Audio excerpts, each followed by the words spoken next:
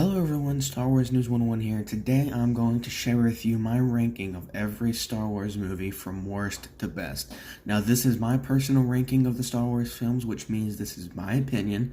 So if you have a different opinion, let me know in the comments what your ranking is, and yeah. Before this video begins, please make sure to smash that like button and subscribe. I'd much appreciate it. So without further ado, let's get started. So for the worst Star Wars movie on my list, it might come to a surprise to some of you, but coming in at number 11, the worst Star Wars movie that I dislike the most is A New Hope. Now, before you bash me in the comments, let me explain. After watching the prequels and the sequels, as well as Rogue One and Solo, A New Hope is definitely the least exciting and action-packed Star Wars film to me. Yes, this is the film that started the franchise and built the foundation for everything that came after it, but it lacks the energy seen in other Star Wars films like Revenge of the Sith or The Rise of Skywalker, and because of that, A New Hope is dead last in my list. Coming in at number 10 is, you guessed it, Attack of the Clones.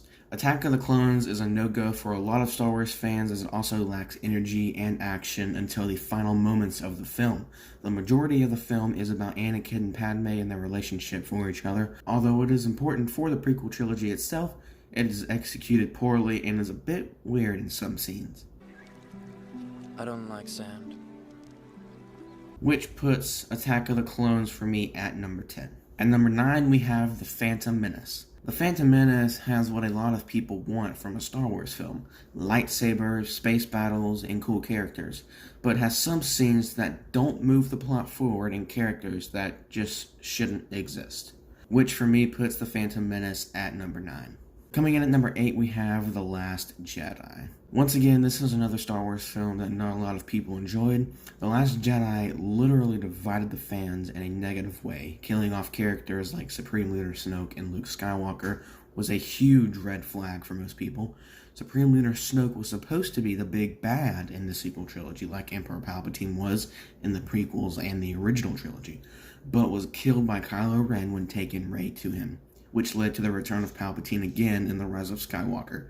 Although this film had some of the greatest scenes we've ever seen in Star Wars, such as Holdo ramming the Resistance ship in the Supremacy at light speed, and Luke and Kylo facing it off, the lack of good storytelling and character arcs puts The Last Jedi at number 8. Coming in at number 7, we have Solo: A Star Wars Story. Solo was the first and only ever Star Wars movie to flop. The film made only a little over $200 million at the box office because of The Last Jedi. However, I don't like the film because of how slow it is. Once again, just like Attack of the Clones, nothing interesting happens in the film until the end of the film. The character development and story isn't the problem, but the lack of action puts Solo at number 7 for me. Coming in at 6th place, we have The Rise of Skywalker. The Rise of Skywalker was action-packed and had a ton of surprises and beautiful shots that felt meaningful to the last installment in the Skywalker saga. However, the film felt fast-paced and rushed. J.J. Abrams was called back in to direct the film after directing The Force Awakens, and had to work with what he had after Rian Johnson destroyed everything that he created in The Force Awakens. So I don't blame him for anything. They also had 3 months less to film it, which made some important scenes feel rushed and worthless. I also somewhat disliked the film because of the return of Palpatine, which made no sense since he died in Return of the Jedi.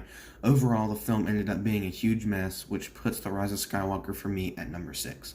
So now we're getting in the top 5 films. These are the films that I think are really good and that I feel have the least flaws overall and that tell a good story. So coming in at number 5, we have The Force Awakens. The Force Awakens was a great way to start the sequel trilogy.